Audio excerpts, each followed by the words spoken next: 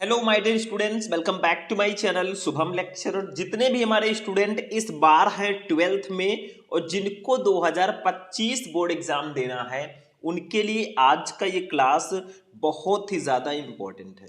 क्योंकि आज के इस क्लास में मैं आपके लिए लेकर आया हूँ क्लास 12 इंग्लिश ग्रामर के पूरे बुक के मोस्ट इंपॉर्टेंट क्वेश्चन आंसर को।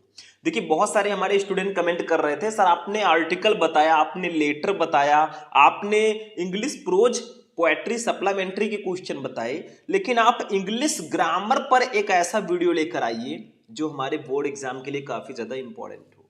तो आज हम पूरे इंग्लिश ग्रामर को एक ही वीडियो में कवर करेंगे, यानी कि जो आपका सेक्शन सी होता है ना, full section C in one video.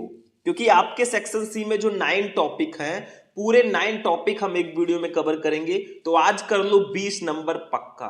अब आप कहेंगे सर सेक्शन सी तो 25 नंबर का आता है, आप 20 नंबर बता रहे हैं। देखो भैया, इसमें एक हिंदी टू इंग्लिश ट्रांसलेशन होता है जिसको मैंने इसमें ऐड नहीं किया है। तो आपका टोटल 20 नंबर कंप्लीट मैं कराने वाला हूं।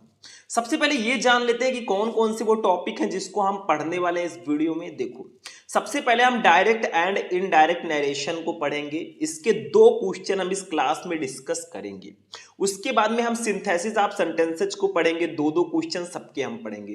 फिर ट्रांसफॉर्मेशन ऑफ सेंटेंसेस, ठीक है। उसके बाद में हम पढ़ेंगे सिंटैक्स को, फिर आइडियम्स एंड फ्रेजेस, उसके बाद में एंटोनिम, फिर सिनोनिम्स, फिर वन वर्ड सब्स्टिट्यूशन, और एटलीस्ट हम लोग पढ़ेंगे होमोफोन्स को। यानी कि टोटल 9 टॉपिक हम पढ़ेंगे, एक एक टॉपिक के 2-2 क्वेश्चन, तो टोटल आपके 18 क्वेश्चन निकलकर सामने आएंगे। तो चलिए वीडियो को स्टार्ट करते हैं। आप लोगों को करना कुछ नहीं है, सिर्फ वीडियो को लाइक करना है, चैनल पर नए चैनल को सब्सक्राइब कर लेना है। सबसे पहले हम लोग बात करेंगे डायरेक्ट एंड इनडायरेक्ट नरेशन की। बहुत सारे स्टूडेंट कहते हैं सर मुझे डायरेक्ट स्पीच से इनडायरेक्ट स्पीच में बदलना नहीं आता है, तो आप बताइए कोई इजी ट्रिक। देखो भैया, डायरेक्ट एंड इनडायरेक्ट नरेशन में आपको कुछ इस प्रकार से क्वेश्चन दिया जाएगा। जैसे देखो, फर्स्ट क्वेश्चन है, he said I saw this man long ago. ये आपका डायरेक्ट स्पीच है, क्योंकि देखो यहां पे रिपोर्टिंग वर्ब, रिपोर्टेड स्पीच दोनों है। अब इसको आपको इनडायरेक्ट में कन्वर्ट करना है, ठीक है। आपको 2 नंबर इसके लिए दिया जाएगा। अब सबसे पहले आप जब डायरेक्ट से इनडायरेक्ट में कन्वर्ट करेंगे तो आपको देखना क्या है। देखो, ही सैड उसने कहा, आई सॉ मैंने देखा, दिस मैन इस आदमी को, लॉन्ग एगो बहुत पहले। तो उसने कहा मैंने इस आदमी को बहुत पहले देखा या बहुत पहले देखा था। तो आप लोग ये बताइए कि जो आपका ये इन्वर्टेड कॉमा के अंदर है, ये आपका रिपोर्टेड स्पीच होता है, ठीक है। ये कौन सा सेंटेंस है? पहले सेंटेंस को देखिए, तो ये असर्टिव सेंटेंस है। ये इंट्रोगेटिव नहीं है, बिल्कुल नहीं है। इंपरेटिव भी नहीं है, ऑप्टेटिव भी नहीं है, एक्सक्लामेटरी भी नहीं है। तो ये आपका असर्टिव सेंटेंस है। दूसरी चीज, कौन सा टेंस यहां पे है? देखो, आई सॉ दिस मैन लॉन्ग एगो, मैंने इस आदमी को बहुत पहले देखा था। तो देखो, वर्ब का सेकंड फॉर्म लिखा है, क्योंकि सी का सेकंड फॉर्म सॉ होता है, ठीक है। तो यहां पे ये पास्ट इंडेफिनिट टेंस होगा, क्योंकि पास्ट इंडेफिनिट टेंस में आपका वर्ब का सेकंड फॉर्म हम यूज करते हैं पॉजिटिव में, ठीक है। तो जब आप इसको इनडायरेक्ट में कन्वर्ट करेंगे तो ये पास्ट परफेक्ट टेंस में कन्वर्ट होगा, क्योंकि पास्ट इंडेफिनिट टेंस हमेशा पास्ट परफेक्ट टेंस में बदलता है। तो इसको कैसे लिखेंगे? देखो ध्यान से समझना। ही लिखेंगे, सैड के स्थान पर हम सैड ही लिख देंगे, क्योंकि सैड टू नहीं है तो हम टोल्ड नहीं लिखेंगे, ठीक है। बीच में हम कंजक्शन डैट का यूज करेंगे, क्योंकि डैट का यूज हम करते हैं। तो ही सैड डैट, ठीक है। इसके बाद में देखो, आपका आई है फर्स्ट पर्सन का प्रोनाउन, ये बदलेगा सब्जेक्ट से, क्योंकि फर्स्ट पर्सन का प्रोनाउन हमेशा सब्जेक्ट से, सेकंड का ऑब्जेक्ट से, और थर्ड में नो चेंज। ये सन वाला ट्रिक आपको याद रखना है, ठीक है। तो अब दैट हो गया, आई बदलेगा ही से, तो आई जब ही से बदलेगा भैया तो ही हो जाएगा, ही, ठीक है। तो दैट ही। अब ये आपका पास्ट इंडेफिनिट टेंस है, जब इसको इनडायरेक्ट में बदलेंगे पास्ट परफेक्ट टेंस में कन्वर्ट होगा। पास्ट परफेक्ट टेंस में हम हैड का यूज करते हैं और वर्ब का थर्ड फॉर्म यूज करते हैं। तो सॉ का थर्ड फॉर्म होगा सीन। देखो, सी है फर्स्ट फॉर्म, सॉ है सेकेंड फॉर्म, और सीन जो है ये थर्ड फॉर्म है। तो आई सॉरी, ही हैड सीन, ठीक है। दिस बदल जाएगा दैट में, ये दूसरा वाला डैट है। देखो, जब आपके डायरेक्ट स्पीच में दिस होता है ना, तो इनडायरेक्ट में जब इसको बदलते हैं तो डैट में बदलता है, ठीक है। तो that man, man man, long को हम लॉन्ग ही लिखेंगे, एगो आपका बदल जाएगा बिफोर में, क्योंकि एगो है अगर आपके डायरेक्ट स्पीच में, तो इनडायरेक्ट में बदलेंगे तो बिफोर में बदल जाता है। तो ये आपका डायरेक्ट से इनडायरेक्ट स्पीच हो चुका है। आपको करना क्या था, ही सैड, बीच में कंजक्शन डैट लगाना था, क्योंकि ये असर्टिव सेंटेंस है तो डैट का यूज करेंगे। आई है फर्स्ट पर्सन का प्रोनाउन बदला है सब्जेक्ट से, सब्जेक्ट है ही, तो आई की जगह पर ही हो जाएगा। ये पास्ट इंडेफिनिट टेंस है, पास्ट परफेक्ट टेंस में कन्वर्ट होगा तो हैड लिखेंगे, वर्ब का थर्ड फॉर्म सीन लिखेंगे, दिस बदलेगा दैट में, मैन लॉन्ग एगो बदल जाएगा बिफोर में। हो सकता है कि आप में से कुछ स्टूडेंट हो जिनको ये समझ में ना आ रहा हो, क्योंकि आपने रूल्स नहीं पढ़ा है। अगर आपने रूल्स पढ़ा होता तो ये आपके लिए बिल्कुल हलवा हो जाता गाजर का, ठीक है। लेकिन चलो, रूल्स पढ़ाओ या ना पढ़ाओ, हम हैं आपके साथ, और जब तक हैं हम, नो टेंशन। चलो दूसरा वाला क्वेश्चन देखते हैं, थोड़ा सा इसको हम समझते हैं। अब देखिए स्टूडेंट, दूसरा वाला हमारा डायरेक्ट इनडायरेक्ट है। देखो, मोहित सैड टू रीता, मोहित ने रीता से कहा, why did you stop here, तुम यहां क्यों रुक गई। तो मोहित ने रीता से कहा, तुम यहां क्यों रुक गई। बहुत फिक्र करता है बेचारा। तो देखो ये आपका, अब यहां पे सीधा सीधा आप समझो। देखो यहां पे आपका जो रिपोर्टेड स्पीच है, जो इन्वर्टेड कॉमा के अंदर है, ये कौन सा सेंटेंस है। तो सिंपल है ये भैया, इंट्रोगेटिव सेंटेंस है, क्योंकि वाई आगे लगा है, उसके बाद क्वेश्चन मार्क आपका लगा है सेंटेंस पूर्ण होने के बाद, ठीक है। कौन सा टेंस है यहां पे, तो यहां पे आपका है पास्ट इंडेफिनिट टेंस ही है। क्यों, क्योंकि डिड लगा है, पास्ट इंडेफिनिट टेंस में हम डिड का यूज करते हैं। तो इसको अब हम बदलेंगे, ध्यान से समझना। यहां से लिखेंगे मोहित, भैया मोहित ही रहेंगे। देखो अगर आप इंट्रोगेटिव को इनडायरेक्ट में बदल रहे हो तो सैड टू के स्थान पर हम लिख देंगे आस्क्ड, तो मोहित आस्क्ड लिख दिया हमने, ठीक है। रीता को भी हम रीता ही रहने देंगे, रीता।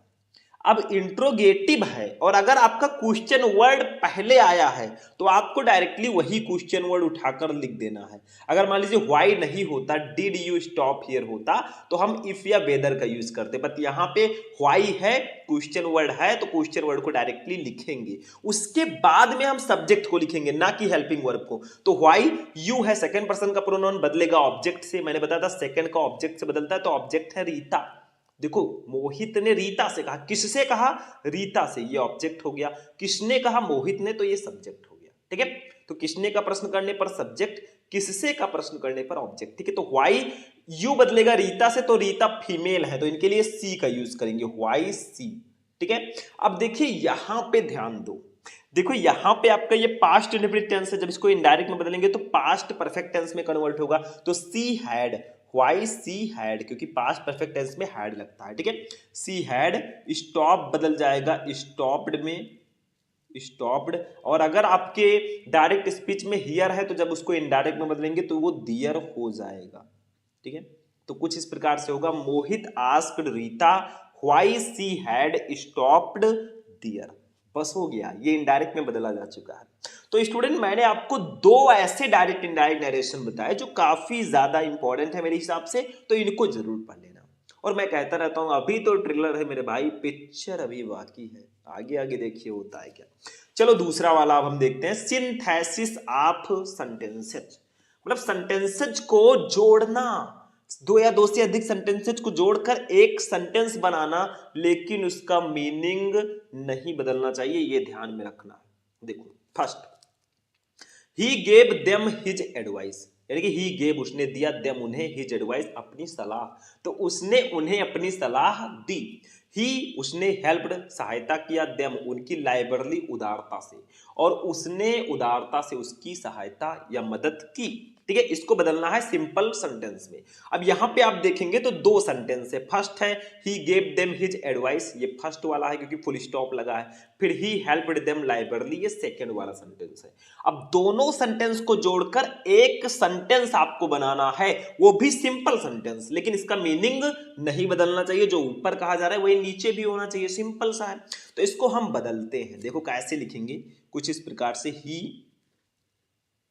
गेव देम, सॉरी ये इस तरह से नहीं रहेगा, इसको मैं कट कर देता हूं क्योंकि आपको बदलना है सिंपल सेंटेंस में। तो इसको कुछ ऐसे लिखेंगे, बिसाइड्स, बिसाइड्स का मतलब होता है के अतिरिक्त या के अलावा, ठीक है। तो besides giving, giving them his advice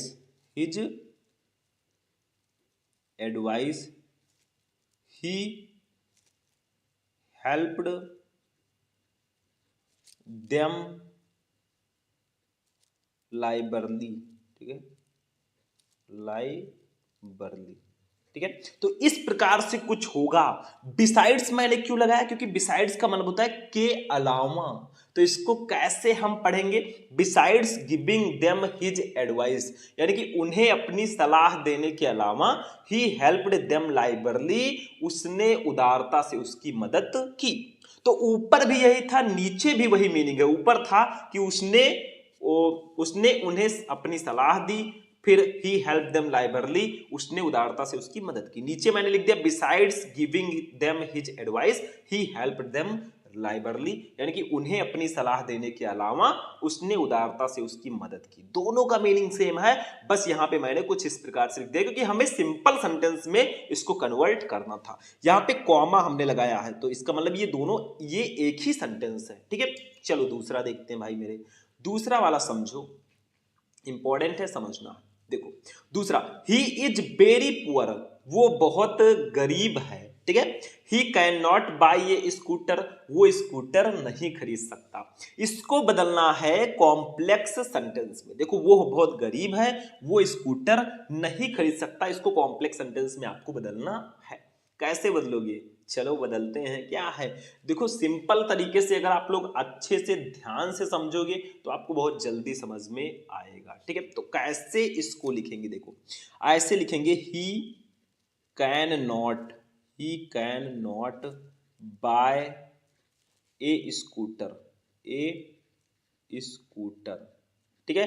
because बीच में लगा देंगे, बिकॉज लग गया, इसका मतलब ये कॉम्प्लेक्स सेंटेंस में कन्वर्ट हो गया। Because he is very poor,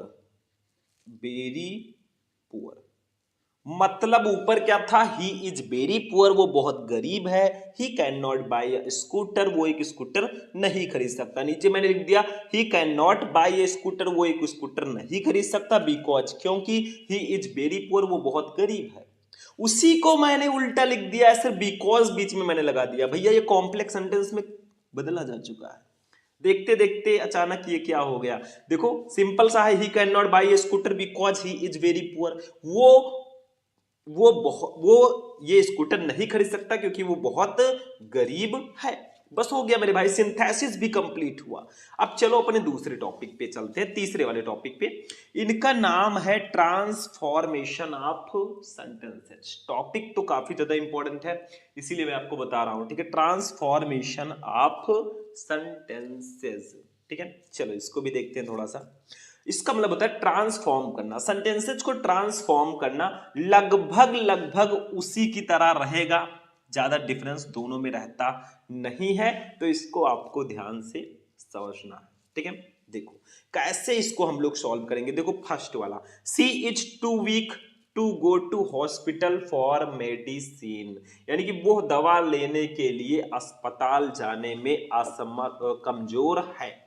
मतलब वो दवा लेने अस्पताल जाने के लिए कमजोर है। इसमें आपको रिमूव टू करना है, मतलब ये वाला टू आपको हटाना है।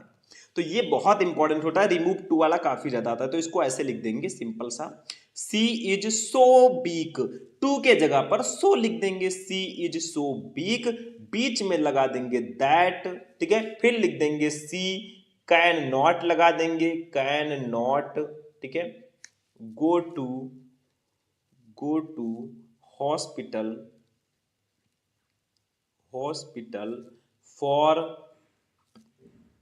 मेडिसिन, ठीक है, फॉर मेडिसिन।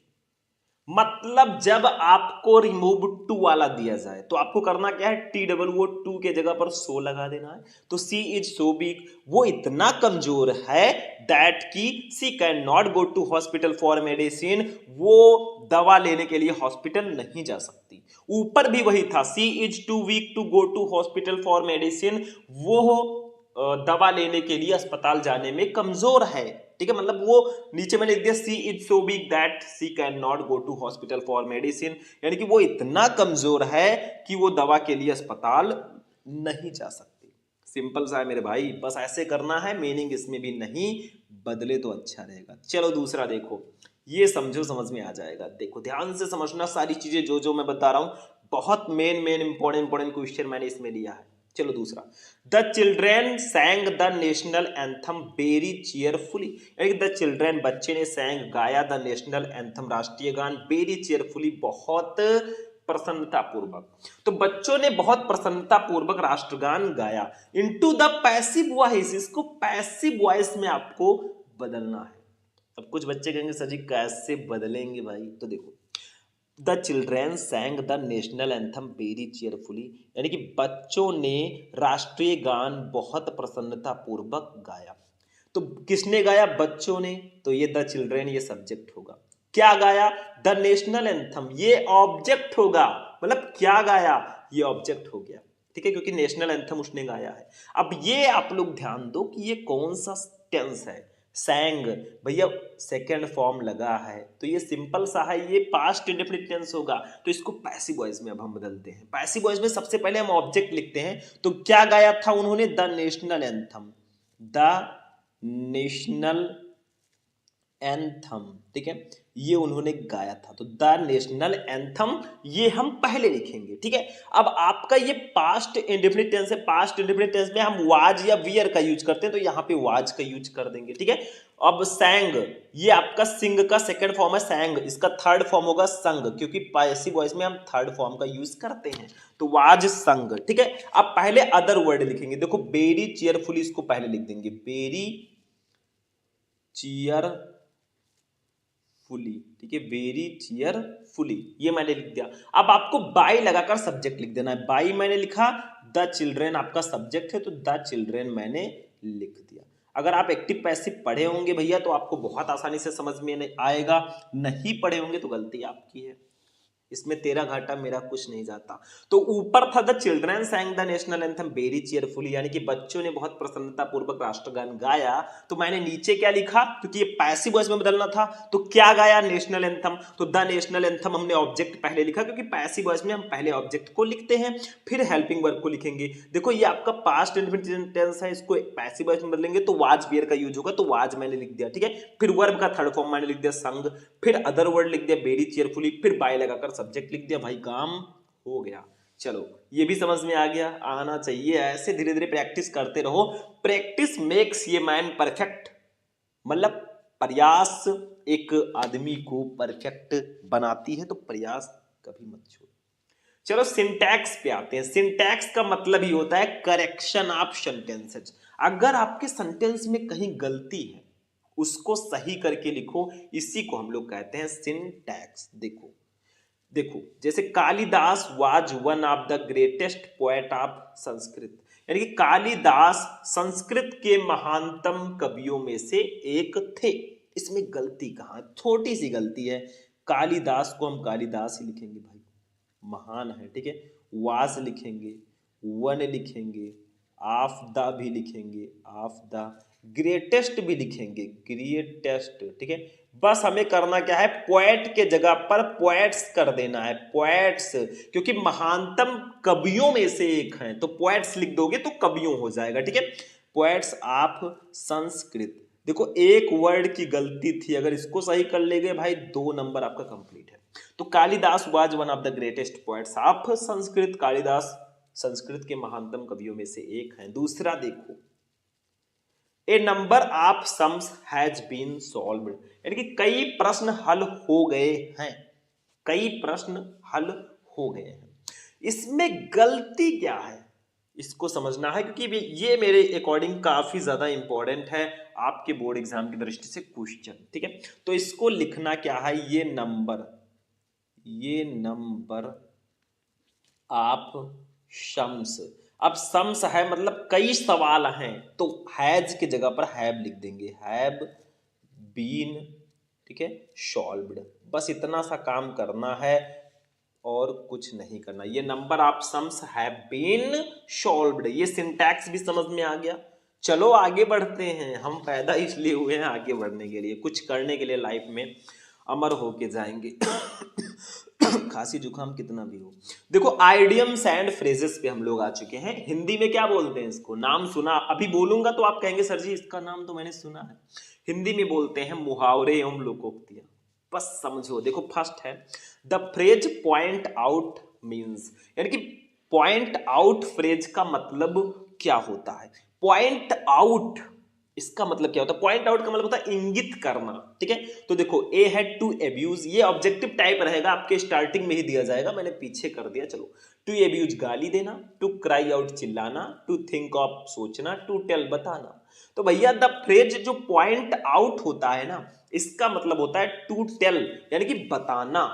बस यही इसका मतलब होता है। आपसे सिर्फ मीनिंग पूछा जा रहा है, सिर्फ अर्थ पूछा जा रहा है। दूसरा देखो the apple of one's eye, यानी कि आंखों का तारा होना मीन्स, मतलब इसका मतलब क्या होता है। तो हिंदी में तो आप तुरंत कहेंगे, देखो आंखों का तारा होना मतलब बहुत प्रिय होना। तो अब आपको पता चल चुका होगा इसका सही आंसर क्या होगा। टैलेंटेड स्टूडेंट को पता चल चुका होगा। देखो ए है the most tender part of an eye, यानी कि आंख का सबसे कोमल भाग। टेंडर पार्ट का मतलब होता है कोमल भाग, ठीक है। दूसरा बी ए टीयरफुल आई, एक अश्रुपूर्ण भाग। सी वेरी डियर, बहुत प्रिय। डी ये costly treatment of an eye, यानी कि आंख का महंगा इलाज। तो भैया वेरी डियर बहुत प्रिय, मतलब the apple of one's eye, आंखों का तारा होना मतलब वेरी डियर बहुत प्रिय होना। सिंपल सा तो है, आखिर इसमें है क्या। सिर्फ आप लोग समझते चलो जो मैं बता रहा हूं, अगर हमारे नक्शो कदम पर चलोगे तो भैया आगे बढ़ोगे। चलो आगे बढ़ते हैं, अब हम चलेंगे अपने नेक्स्ट टॉपिक पे। ऐसे बढ़ते चलो, यही नीचे है टॉपिक, चलो इसको देखते हैं। इनका नाम है एंटोनिम्स, प्यार से इनको हम लोग बोलते हैं एंटोनिम्स। अब एंटोनिम्स का हिंदी तो सबको पता होगा, विपरीतार्थक शब्द या विलोम शब्द भी हम लोग इसको बोलते थे। तो आखिर ये क्या होता है, देखो जैसे फर्स्ट है the antonym of optimistic is. Optimistic का एंटोनिम क्या होगा। ऑप्टिमिस्टिक का मतलब होता है आशावादी, इसका एंटोनिम क्या होगा। ए है अनऑप्टिमिस्टिक, नहीं होगा भैया। बी है इनऑप्टिमिस्टिक, नहीं होगा। सी है पेसिमिस्टिक, इसका मतलब भी आशावादी होता है, फॉर निराशावादी होता है, क्योंकि इसका विपरीतार्थक शब्द पूछा जा रहा है। ऑप्टिमिस्टिक का मतलब आशावादी, तो इसका विपरीतार्थक शब्द क्या होगा, ठीक है। तो यहां पे सी है पेसिमिस्टिक, इसका मतलब होता है निराशावादी, यही सही होगा। डी है होपलेसनेस, यानी कि निराशाजनक, तो पेसिमिस्टिक इसका सही होगा भैया, निराशावादी। आशावादी का निराशावादी होगा, तो ऑप्टिमिस्टिक का पेसिमिस्टिक। बहुत स्टूडेंट क्या करेंगे, अनऑप्टिमिस्टिक को टिक कर देंगे या इनऑप्टिमिस्टिक को, ऐसा नहीं करना है, ये आपको फंसाने की चाल है। दूसरा देखो the antonym of justice is, justice का एंटोनिम क्या होगा। जस्टिस का मतलब होता है न्याय, तो इसका एंटोनिम तो आपको पता चल ही चुका होगा कि मुझे बताना है। अरे बता देंगे भाई, इसमें क्या है, ठीक है। देखो ए है आइडियल, आइडियल का मतलब होता है आदर्श। आइडियल का मतलब क्या होता है, आइडियल का मतलब हाँ आदर्श होता है। बी है इनजस्टिस, इनजस्टिस का मतलब अन्याय। सी है सिंपल, सिंपल का मतलब साधारण या सरल। सिविलाइज्ड, सिविलाइज्ड का मतलब सभ्य। भैया इनजस्टिस होगा, सीधे सीधा इसका आंसर। जस्टिस का एंटोनिम इनजस्टिस, यानी कि न्याय का अन्याय, सिंपल सा है, ठीक है। चलो आगे बढ़ते हैं, अब अपने सिनोनिम्स वाले टॉपिक पे आ चुके हैं। सिनोनिम्स का मतलब होता है समानार्थी शब्द, जो समान अर्थ रखते हो। जैसे उसमें विपरीतार्थक शब्द था, एक दूसरे से विपरीत अर्थ रखते थे, यहां पे समानार्थी शब्द होगा जो समान अर्थ रखेंगे। देखो first the synonyms of diligent is, diligent का सिनोनिम क्या होगा। देखो डिलीगेंट का मतलब होता है परिश्रमी, तो इसका सिनोनिम क्या होगा। ऐसा कौन सा वर्ड है इसमें जिसका मतलब भी परिश्रमी होता है या मेहनती होता है। तो डिलीगेंट का मतलब मेहनती या परिश्रमी। तो देखो ए है इंटेलिजेंट बुद्धिमान, बी है एनर्जेटिक ऊर्जावान, सी है मॉडेस्ट मतलब मामूली, सी डी है इंडस्ट्रियस मतलब मेहनती। हाँ भैया इंडस्ट्रियस होगा। देखो डिलीगेंट का मतलब भी मेहनती, इंडस्ट्रियस का मतलब भी मेहनती या परिश्रमी। तो दोनों का वर्ड तो अलग अलग है, लेकिन दोनों का मीनिंग सेम है, तो ये एक दूसरे के सिनोनिम्स हो जाएंगे। दूसरा देखो the synonyms of controversy is, controversy का सिनोनिम क्या होगा। अब कंट्रोवर्सी तो होता ही रहता है, कंट्रोवर्सी का मतलब होता है विवाद, इसका सिनोनिम क्या होगा। ए है फाइट मतलब लड़ाई, बी है एग्रीमेंट समझौता, सी है डिस्प्यूट मतलब विवाद, डी है रिजोल्यूशन यानी कि संकल्प। भैया डिस्प्यूट होगा, डिस्प्यूट का मतलब भी होता है झगड़ा या विवाद, तो कंट्रोवर्सी का मतलब भी विवाद या झगड़ा, और डिस्प्यूट का मतलब भी वही होता है, तो दोनों सेम सेम, तो हमारा काम हो गया, ये आपका बिल्कुल राइट होगा। अब वन वर्ड सब्स्टिट्यूशन पे आते हैं। देखो कैसे इसको हम कॉपी में प्रेजेंट करेंगे, कैसे लिखेंगे, वो तो मैं आपको ऑलरेडी बता चुका हूं। जाकर यूट्यूब पर सर्च करना इस वीडियो को देखने के बाद कि 12th इंग्लिश की कॉपी कैसे लिखें, शुभम लेक्चरर, आपको क्लास मिल जाएगा। या किसी भी टॉपिक को सर्च करना है, टॉपिक का नाम लो, पीछे शुभम लेक्चरर लगाओ, आपके भैया हाजिर हैं। वन वर्ड सब्स्टिट्यूशन पे हम आ चुके हैं। अब इसको हिंदी में अगर हम लोग बोलेंगे तो आप चौंक जाएंगे, क्या होता है बताओ।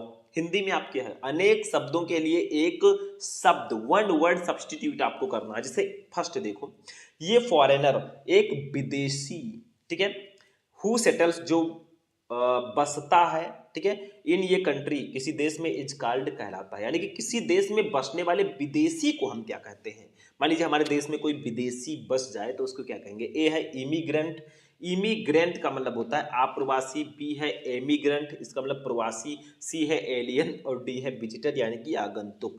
भैया इमिग्रेंट उसको बोलेंगे आप्रवासी, यानी कि किसी देश में बसने वाले विदेशी को हम आप्रवासी कहते हैं। दूसरा देखो, ये पर्सन एक व्यक्ति, हु लुक्स, जो देखता है, एट द ब्राइट साइड यानी कि उजले पक्ष को, आप थिंक, चीजों को। तो वो व्यक्ति जो चीजों के उजले पक्ष को देखता है, उजियारे पक्ष को देखता है। एक होता है अंधेरे पक्ष को देखता है, तो वो तो दूसरा होगा, ये उजले पक्ष को देख रहे हैं। तो ए है ऑप्टिमिस्टिक मतलब आशावादी, बी है साइकोफैंट, साइकोफैंट का मतलब चाटुकार, सी है साइनिक मतलब निंदक और डी है पेसिमिस्ट यानी कि निराशावादी। भैया ऑप्टिमिस्टिक होगा, यानी कि वो व्यक्ति जो चीजों के उजले पक्ष को देखता है, जो चीजों के अच्छे पक्ष को, जिसको हम लोग बोलते हैं देखता है, उसको हम ऑप्टिमिस्ट बोलते हैं यानी कि आशावादी। और जो व्यक्ति चीजों के अंधेरे पक्ष को देखता है उसको पेसिमिस्ट बोलेंगे यानी कि निराशावादी। तो सिंपल सा क्वेश्चन है हमारा, सिंपल सा आंसर है, no drama no click bait. चलो होमोफोन्स पे अब हम लोग आ चुके हैं अपने लास्ट टॉपिक पे, 9 नंबर टॉपिक हमारा ये है। इसमें क्या होता है देखो ध्यान से समझना। होमोफोन जैसे फर्स्ट है द, फिर डॉट डॉट डॉट डॉट दिया है, मतलब इन चारों में से आपको चूज करना है कि इस डॉट डॉट डॉट डॉट की जगह पर क्या रहेगा। तो the dot dot dot dot of this wind mill is very wide. तो द वेन वेन वेन या नन ऑफ दीज, तो भैया इसका वेन होगा VANE। अब इस वेन को हम यहाँ पे फिल करते हैं, आपको करना नहीं है मैं बता रहा हूं। तो द वेन, वेन का मतलब होता है फलक, वेन का मतलब क्या होता है, फलक होता है। जैसे देखो इस वेन का मतलब फलक, इस वेन का मतलब व्यर्थ, इस वेन का मतलब नस, ठीक है।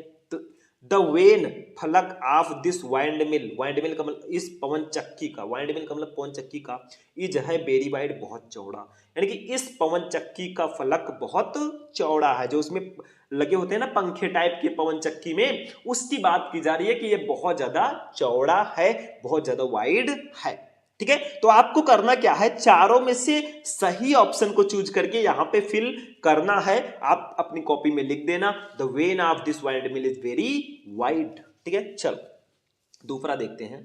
दियर यहां इज है, ये एक not not not not in the rope, रस्सी में, बताओ क्या है। तो देखो इस नॉट का मतलब होता है नहीं, इस नॉट का मतलब होता है शून्य, इसका मतलब भी शून्य और इसका मतलब होता है गांठ। तो यही नॉट सही होगा, KNOT, यानी कि दियर इज यहां है, वहां है ए नॉट, एक गांठ, इन द रोप रस्सी में, यानी कि रस्सी में गांठ है, ठीक है। तो यहाँ पे गांठ की बात की जा रही है, जो रस्सी में गांठ होता है ना, उसकी यहाँ पे बात की गई है। तो बात की गई है तो हमने आपको बताया भी कि आखिर क्या होगा। तो ये हमारा लास्ट वाला टॉपिक था, ठीक है। मतलब ये हमारा होमोफोन्स था। होमोफोन्स को समझना पड़ेगा क्योंकि कुछ स्टूडेंट कंफ्यूज रहते हैं, सर ये सब तो दिखने में भाई भाई लग रहे हैं, सब देखो सेम सेम लग रहे हैं, कौन सा सही होगा। तो इसको आपको करना क्या है, ज्यादा से ज्यादा क्वेश्चन पढ़ना है। जितना ज्यादा क्वेश्चन आप डेली प्रैक्टिस करोगे ना, उतना परफेक्ट आप बनोगे, उतना अच्छा आपका एक्सपीरियंस होगा और बोर्ड एग्जाम में जाके इस बार आप लोग हल्ला बोल के आओगे। तो स्टूडेंट आज का जो हमारा ये बहुत ही इंटरेस्टिंग क्लास था वो फिनिश हुआ।